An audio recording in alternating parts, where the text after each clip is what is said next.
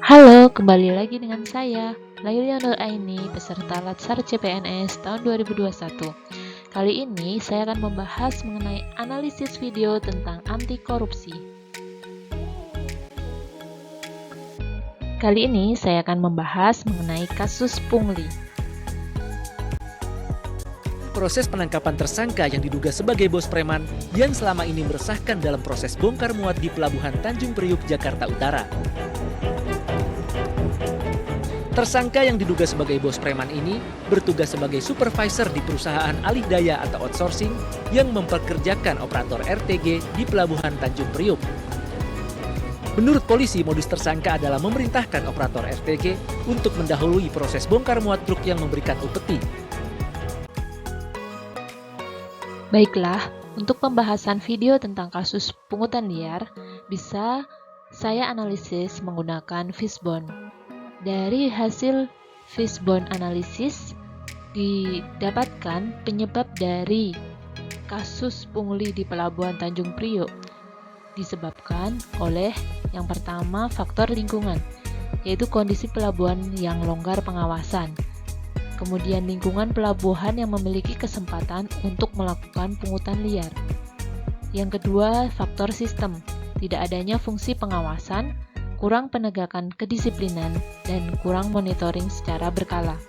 Selanjutnya adalah faktor skill, dari kebiasaan pungutan liar yang ada sejak lama, dan alibi pungli dilakukan untuk mengelabui petugas. Fungsi yang selanjutnya yaitu faktor supplier, sindikat atau komplotan pungli merajalela dan kurangnya kepedulian dari individu tersebut, maka dapat menyebabkan kasus pungli di Pelabuhan Tanjung Priuk.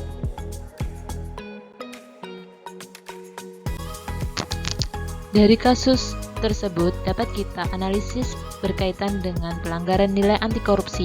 Yang pertama, pelanggaran nilai kejujuran, tidak adanya kejujuran oleh pegawai terhadap pemberian pelayanan.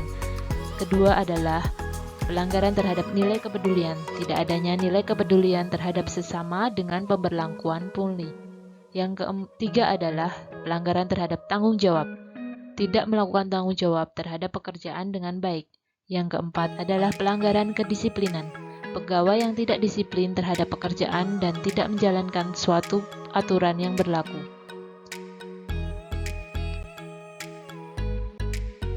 Dampak yang ditimbulkan dari kasus pungli ini bisa kita lihat. Yang pertama, dapat menimbulkan keresahan pengguna layanan, yaitu sopir truk kontainer. Yang kedua, menimbulkan budaya kerja yang buruk, tidak terjalinnya hubungan yang positif baik antara pekerja maupun pengguna layanan. Dan yang terakhir adalah menimbulkan pelayanan yang kurang optimal dan pelayanan yang buruk.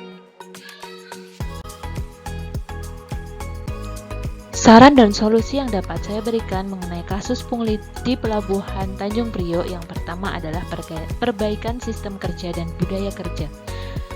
Hal ini dapat dilakukan untuk mengurangi celah kesempatan tindakan pungli yang dilakukan di Pelabuhan Tanjung Priok.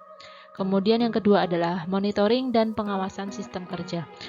Dapat dilakukan oleh aparat penegak hukum maupun pihak pengelola pelabuhan itu sendiri, dan juga pengawasan dari atasan atau pimpinan menjadi hal yang utama agar dapat mengawasi dan mengontrol apa yang dilakukan oleh bawahannya.